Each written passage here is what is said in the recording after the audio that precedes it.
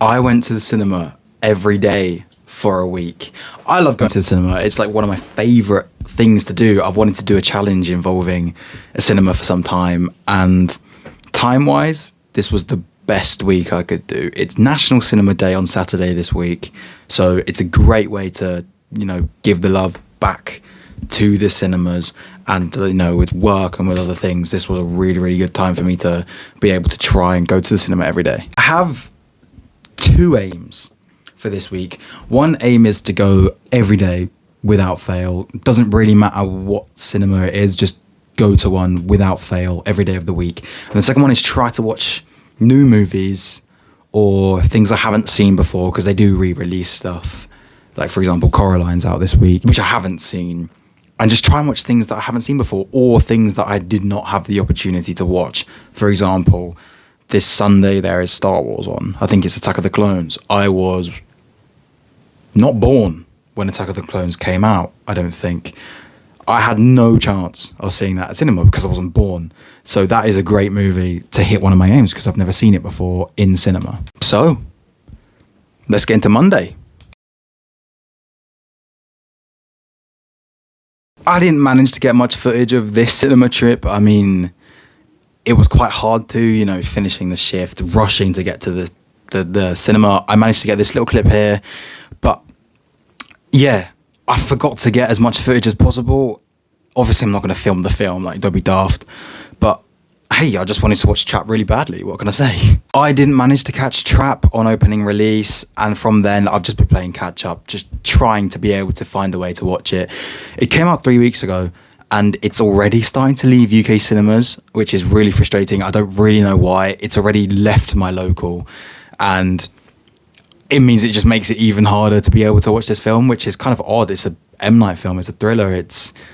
Why is it leaving cinemas this quickly? But I mentioned earlier that I work at a cinema, and I managed to catch Trap at the end of one of my shifts. Yeah, I thought Trap was good and bad at the same time.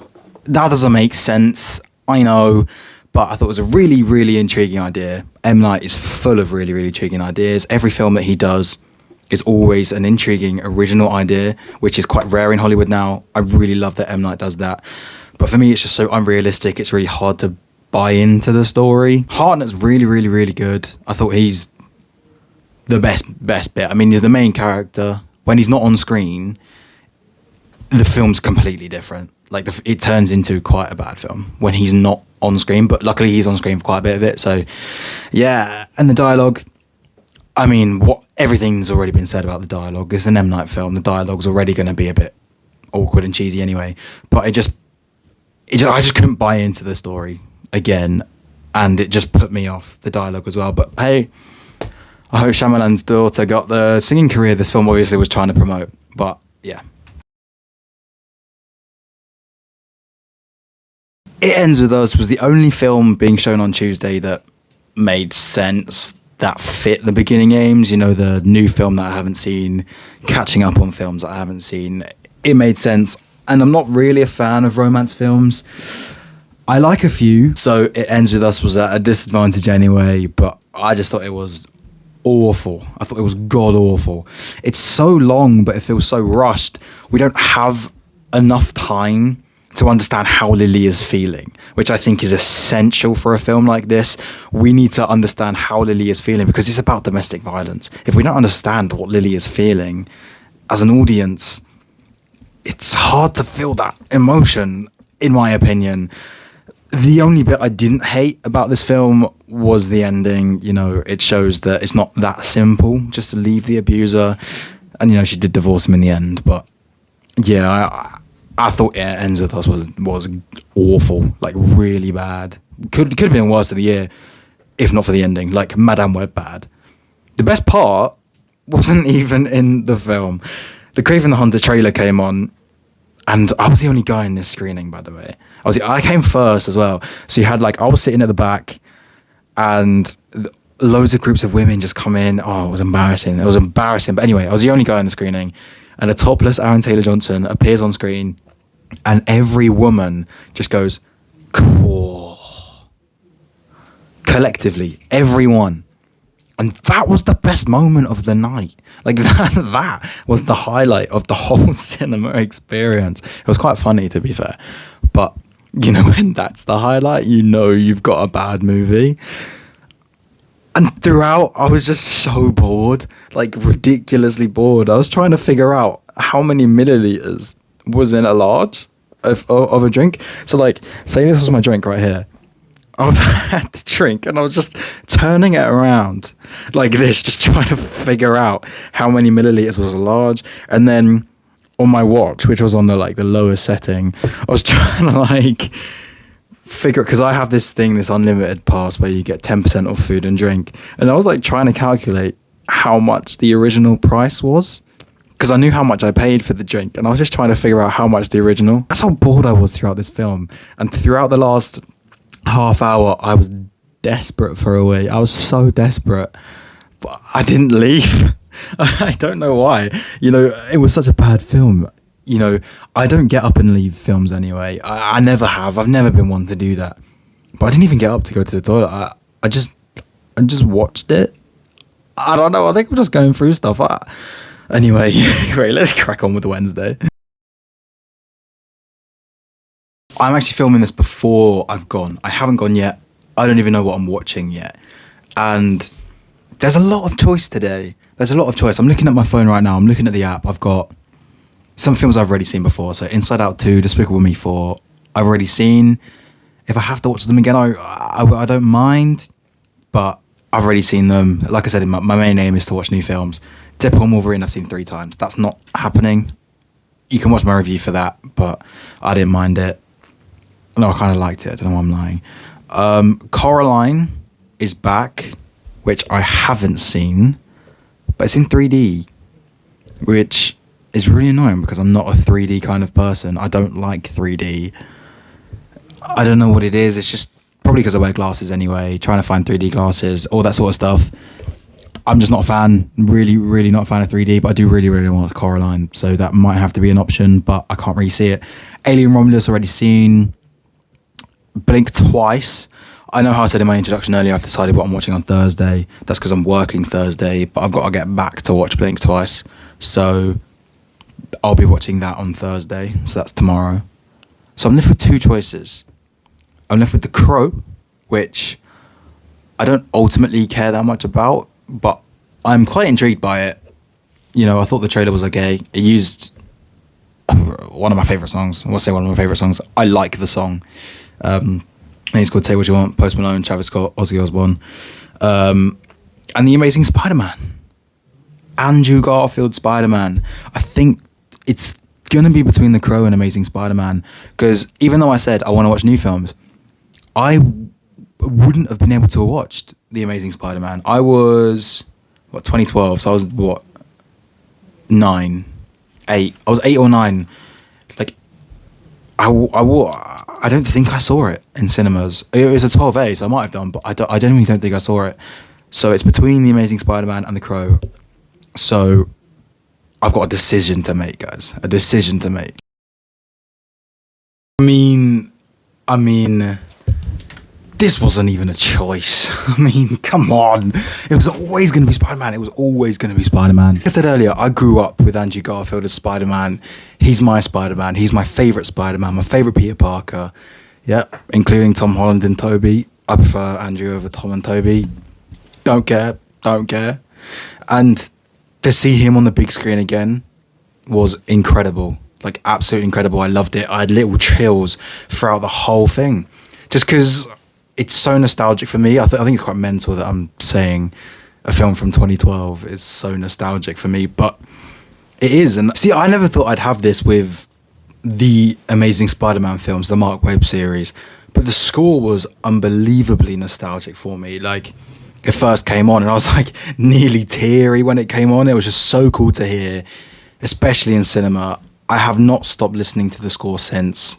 I can't get over it. And I think I would go as far as saying that the Mark Webb, Andrew Garfield Amazing Spider-Man series has some of the most Spider-Man-like action sequences out of all of them. Like, out of all of them, I would say. What I mean is, like, just the style, it feels very Spider-Man. A lot of the action, like all the swinging, the talking when he's fighting, just things like that. It just feels really, really Spider-Man for me. The Lizard is a great villain and challenges Peter a lot throughout the film.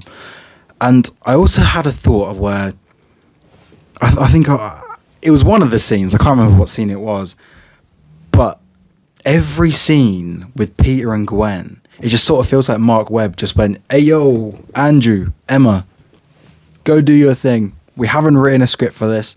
Just go out and do your thing." And they just go and chat because they were dating at the time.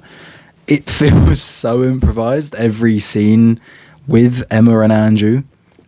Do I think that's a bad thing? No. I'm just saying it's really quite interesting because that's the feel that I get from it. I don't know if anyone feels the same, but I have that feel. And one final thing is that I don't like how involved the parents are in the story. I'm more of just a May and Ben guy. Like I don't really care for Peter's parents, really. So the fact that they're quite integral to the story and they take up a lot of the runtime, like especially in this one, they're literally not in this one. Yet the opening of both of the films, or the first one and the second one, is very heavily revolved around his parents. Just, I want to see Spidey, man. I just want to see Spidey.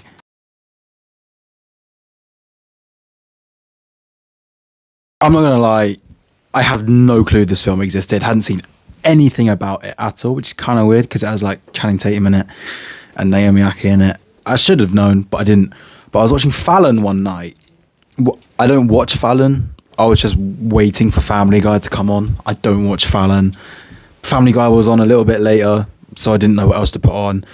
Fallon was on, and Zoe Kravitz came on, and she was doing an interview for Blink Twice, and she said it's a directorial debut. It's a bit trippy. It's like a roller coaster of emotions. And I thought, well, I have to check this out now. I have to check this out. And this was the one that just worked the best for me, screening time wise. 8:50 p.m. Was able to get there after work, solid. And for a directorial debut, I think Zoe Kravitz did a pretty decent job. I think notably I liked how the film looked visually. It looked really surreal, which like matched the surrealism of the story. But I didn't like how cliche it felt in the end. Like throughout the screening, all I could think was, this is just Don't Worry Darling. This just feels like Don't Worry Darling, and I don't think that's a good thing, really. There are some great performances from Naomi Ackie, Adria Arjona, so I pronounced that wrong.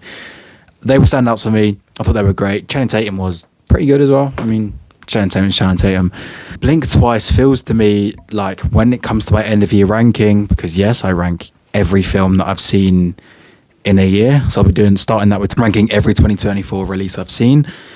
It just feels like I won't really remember Blink Twice, which is kind of annoying, but that's just what it feels like to me.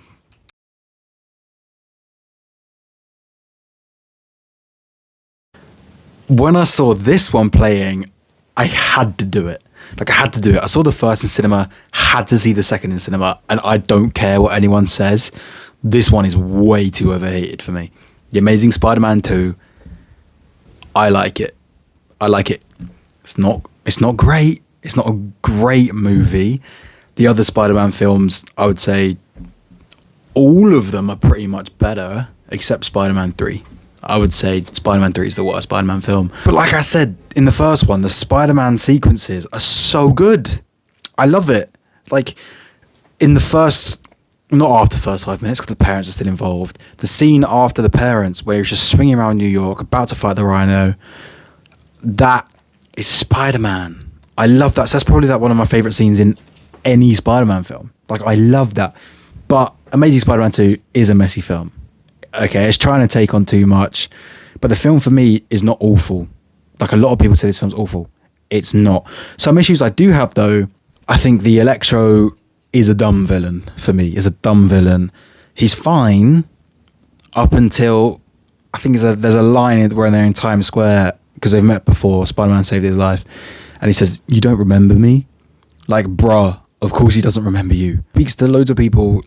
Oh, anyway, I just find that just really, really dumb for me. Maybe it's just because he's so obsessed, but I just find it dumb. I feel bad for Max. They do a good job at making you feel bad for him. You know, he's unnoticed, he's lonely, he's underappreciated. Spider-Man saves his life, and then he begins to believe himself again to be spat out by society like 20 minutes later.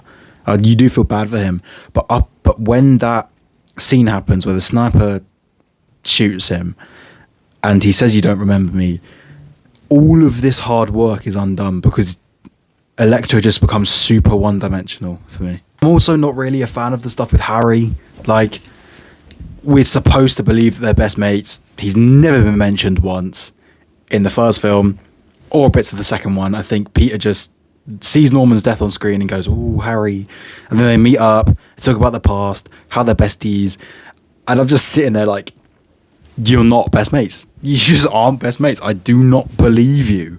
I also don't really buy into the, you know, I need Spider-Man's blood to live sort of thing.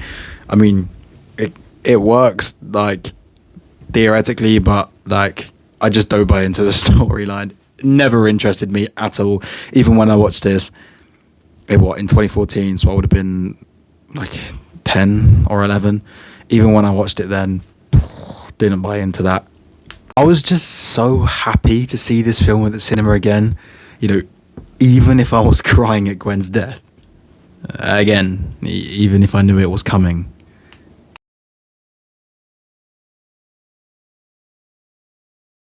Saturday was National Cinema Day. Woo! Let's show some cinemas some love, baby. Yeah! So I couldn't actually believe my luck when I saw that The Terminator was back in cinemas. Re-released for its 40th anniversary. It's been 40 years. And I had to catch this. I have seen this before anyone says anything. I have seen it, but that was about 10, 11 years ago. I was, 11, 10, something like that. So this is practically a fresh watch. It's practically like I haven't seen it before, but I have. James Cameron popped up just before the film, basically just saying how this is a new 4K restoration. He mentioned how he shot the film, like what actual camera. I can't remember now. I haven't Googled it, to be fair. But he said what camera he's filmed it on and just told us to decide if it holds up. And yeah, it still does hold up. He also said that this was his first film, which I did know. I just forgot. And just imagine The Terminator being your first film. That's just incredible. But yeah, I really, really enjoyed The Terminator.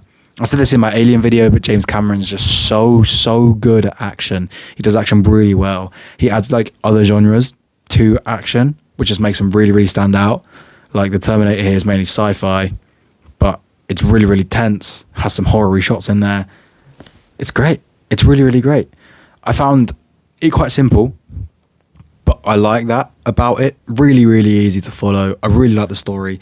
It's very captivating and just made me want to watch the rest of the series, which I haven't seen. Now you can have a go at me. Yeah, haven't seen T2. Haven't seen, I don't know, whatever the rest of them are called. There's like 6. I don't know. But yeah, watching this in cinemas was great. If you have a chance, because it is the 40th anniversary, so if you have a chance, I would 100% go watch it. 100% go watch it. Yeah. I didn't go today. Well, I'm filming this on Monday, but I didn't go today. But I'm gonna try and explain myself. I failed the challenge, but I'm gonna try and explain myself. So there was only really two films I could watch, 4 screenings, two screenings for each film, and I had work later on, so practically meant like everything I was trying to watch I couldn't. And so it was just like a 9:20 a.m. screening of Inside Out 2, a 9:30 a.m. of Despicable Me 4, and both of them again, but at 10. I set my alarm for 9. I do this thing in my sleep where like I'll just wake up without knowing, cancel my alarm. I won't click snooze, I'll click stop, and then just go back to bed. But I'm like so asleep I don't know that I've done it. So I woke up at like 20 past 10, and by then like it's all pretty much gone by that point, and I couldn't see anything else because a lot of the stuff going on was whilst I was working, and couldn't see anything after work because it was a late shift and a long one. So yeah, didn't manage to catch anything, which is really, really annoying, which means I failed the challenge. But this is good. This is good. And I'll tell you why it's good. Because I can reattempt this again. And reattempt this when there's a lot more out. So maybe in like November time, December time, because, you know, you've got the award rush where like November, December is the perfect time for films going up for awards are released. So there's always a lot of films released then. So maybe I can try it again then. But yeah, I failed the challenge. Not great. I just wanted to say something real quick before I go. I'm a big like movie ticket collector. I don't know if many people are. I'm a movie ticket collector. And from the 6, should have been 7, but 6. Here are the movie tickets I managed to grab. 6 movie tickets to add to my collection. I try to add as many as I can. I have this like a box of flashcards here. My brother used to use this for, it must have been his A levels like ages ago, and he was just like, he saw that I just had them, my tickets just flying about, and he was like, do you wanna like a box for them? So I was like, yeah, of course I do. So I have this like box of flashcards. It has like loads of tickets from just other things or other screenings I've had. Like it goes, these go back not that far, just because I used to buy or get tickets online, get the QR code, and whenever I go with my mum, she'd book it, and they'd be on her phone as well, and I didn't realise you could just ask to get them printed. So I've got loads of cinema tickets on my phone, just haven't got them printed, and I think it might be a bit too late to, you know, print tickets from 2018. But yeah, so these are all the tickets I have in this box. It dates back to like Monster Hunter 2021 Monster Hunter. Wow. Oh, I did watch that. Yeah, I did. Well, obviously I did. My ticket's here. But yeah, I remember that. I remember that a lot with my mates. That was really good. Well, the film wasn't great at all, but it was a really good experience. But yeah, here's my 6 tickets, which I can add to this box. Let me know if you guys do this, because I don't know many people that do, and I just think it's a nice memento from when you go to the cinema. I just think it's really, really, really nice and really lovely. So yeah. So that's the video. Again, I'm going to say I failed. I don't know. If you've tried anything like this, please let me know. Because I don't actually know anyone that's tried this or any challenge like this, really. I've seen some people try go like all day, like there for the first screening, there for the last screening. That's something I really, really do actually want to try. But again, might do it when there's more films out, like November, December time, that I can actually not be bored. Do you know what I mean? Like, I don't want to watch. Ideally, I didn't want to watch Despicable Me 4 again. Like, I didn't really like it much. I did not want to watch it again. So that's probably the incentive just gone right there. But yeah, if you've done anything like this, let me know. Let me know how it went. If you collect tickets, let me know as well, because I feel like I'm the only one that does it, and I don't know. But yeah, if you enjoyed, please like and subscribe, and I'll see you in the next one.